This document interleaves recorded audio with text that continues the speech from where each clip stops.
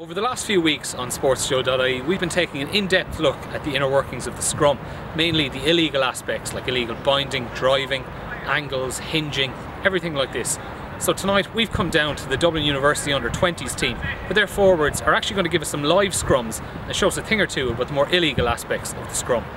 To begin with, we're going to take a look at the impact an illegal bind can have on the scrum. In the example shown, note the difference between where the tight head should be bound, which we have marked with an X, and where he is bound, which is circled. When the scrum sets, note the placement of the tight head's bind.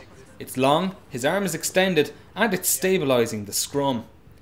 But watch what happens when he pulls his bind shorter and onto the arm of the loose head prop.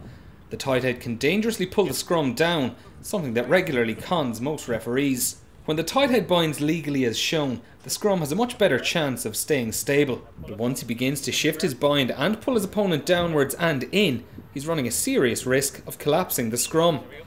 And when the props and hookers have nothing to protect their fall, a serious injury can be possible. Next up, we're going to look at the dangers of a loose head prop driving upwards and in, which is something that England's Joe Marler is often guilty of doing, so keep an eye out for it this weekend. The sides pack down as normal, with the props locked square and straight to their opponent, but once the drive comes on, keep an eye out for the player circled, who drives in under the chest of his opponent, causing him to pop up. Here we have it in slow motion and up close. Note how he pops his hips out to generate the angle. This is the telltale sign for referees.